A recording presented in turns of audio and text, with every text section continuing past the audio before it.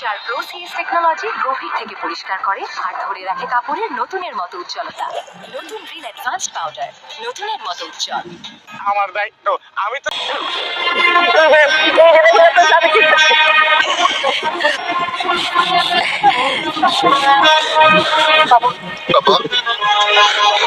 আমি তোমার phone call off everything off without any contact. Are you crazy Abir? আমি no, তুমি লিসেন টু মি ফার্স্ট। তোমার কোনো আইডিয়া আছে তুমি আমার সঙ্গে কি করছো? একটা সিদ্ধান্ত যেটা বদলে দিতে পারে পুরো জীবন, একটা গ্রামে ফেরা যেখান থেকে শুরু হতে পারে নতুন গল্প, অথবা শেষ হয়ে যেতে পারে সবকিছু। সামির কি সত্যি শহরের সবকিছু ছেড়ে গ্রামে থেকে যাবে? মেহরিন কি ভালোবাসার জন্য নিজের ক্যারিয়ার বিসর্জন দিল? আর ফাহাদের জীবনে যে ধোঁকা আসছে সেটা কি তার পতনের শুরু? আজকের ভিডিওতে আমরা একদম ডিটেলসে জানব এটা আমাদের গল্প নাটকের এপিসোড ৪৭-এ কি হতে চলেছে, এমন কিছু টুইস্ট যা আপনি কল্পনাও করেননি। হ্যালো বন্ধুরা, আশা করি সবাই ভালো আছেন। আপনারা দেখছেন আজকের ভিডিওতে আমরা ব্রেকডাউন করব এপিসোড ৪৭। গত এপিসোডে কি হয়েছে আর সামনে কি হতে যাচ্ছে সবকিছু পরিষ্কারভাবে। ভিডিওটা শেষ পর্যন্ত দেখবেন, কারণ শেষের দিকে এমন কিছু প্রেডিকশন আছে যেগুলো আপনার ধারণা বদলে দিতে পারে। আপনি যদি নতুন হয়ে থাকেন তাহলে সাবস্ক্রাইব করে নিন আর কমেন্টে জানিয়ে দিন আপনার নাম এবং আপনি কোন জেলা থেকে দেখছেন। Recap, story build up. চলুন শুরু করি আগের ঘটনাগুলো দিয়ে। গত এপিসোডে আমরা দেখতে পাই একটা ফোন কল, আর সেই ফোন কলই বদলে দেয় পুরো পরিস্থিতি।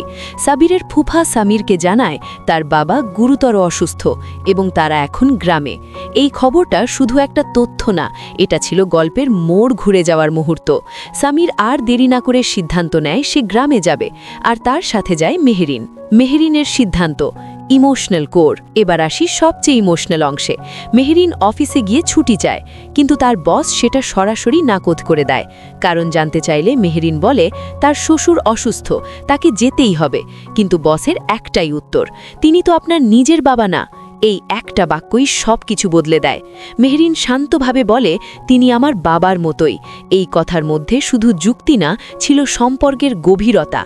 আর তারপর সে এমন একটা সিদ্ধান্ত নেয় যেটা সবাই নিতে পারে না, সে চাকরিটাই ছেড়ে দেয়। এখানে একটা বড় প্রশ্ন, এই সিদ্ধান্ত কি আবেগের বশে নেওয়া, নাকি এটা তার চরিত্রের শক্তি, ফারহানার দিক, হিডেন লেয়ার? এদিকে অন্যদিকে আরেকটা খেলা শুরু হয়ে গেছে। ফারহানার বাবা ফোন করে জানায় সামির এবং মেহরিন গ্রামে যাচ্ছে। এই খবর শুনে ফারহানা খুশি হয়ে যায়, কিন্তু এই খুশি কি সত্যি, নাকি এর পেছনে লুকিয়ে আছে অন্য কোনো উদ্দেশ্য? কারণ আমরা আগেও দেখেছি ফারহানা যখন চুপ থাকে তখনই সবচেয়ে বড় কিছু ঘটে। ফাহাদ ও মীরা, কাম বিফোর স্টর্ম। এদিকে ফাহাদ এবং মীরার সম্পর্ক ধীরে ধীরে আরও গভীর হচ্ছে। তারা একে অপরের প্রতি যত্নশীল, পজেসিভ, সবকিছুই ঠিকঠাক মনে হচ্ছে। কিন্তু গল্পের নিয়ম একটা, যখন সবকিছু ঠিকঠাক লাগে তখনই বড় ঝড় আসে। আর সেই ঝড় এবার আসছে ফাহাদের জীবনে। ফাহাদের ধোঁকা, মেজর টুইস্ট। আগামী এপিসোডে আমরা দেখতে পারি ফাহাদ তার জীবনের সবচেয়ে বড় ধোঁকার মুখোমুখি হতে যাচ্ছে। তার সবচেয়ে কাছের মানুষই তাকে প্রতারণা করেছে। ফোন বন্ধ, যোগাযোগ বন্ধ, আর তার টাকা, সবকিছু এখন অনিশ্চিত। এটা শুধু একটা ব্যবসার সমস্যা না, এটা তার বিশ্বাস ভেঙে যাওয়ার গল্প। এখন প্রশ্ন, ফাহাদ কি আবার দাঁড়াতে পারবে, নাকি এখান থেকেই শুরু হবে তার পতন? Episode ৪৭, main prediction and turning point. এবার আসি মূল অংশে। এপিসোড ৪৭-এ কি হতে চলেছে? সামির গ্রামে পৌঁছবে, তার বাবার সাথে দেখা হবে, একটা ইমোশনাল মুহূর্ত। এই মুহূর্তটাই হয়তো তাকে ভেতর থেকে বদলে দেবে। সে বুঝতে পারবে পরিবারের দায়িত্ব এখন তার কাঁধে।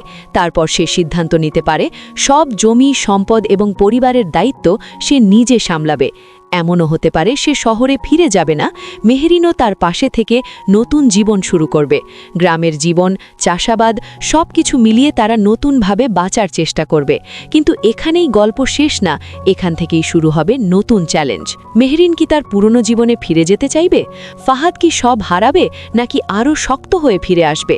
আর সামির, সে কি সত্যি এই সিদ্ধান্ত ধরে রাখতে পারবে?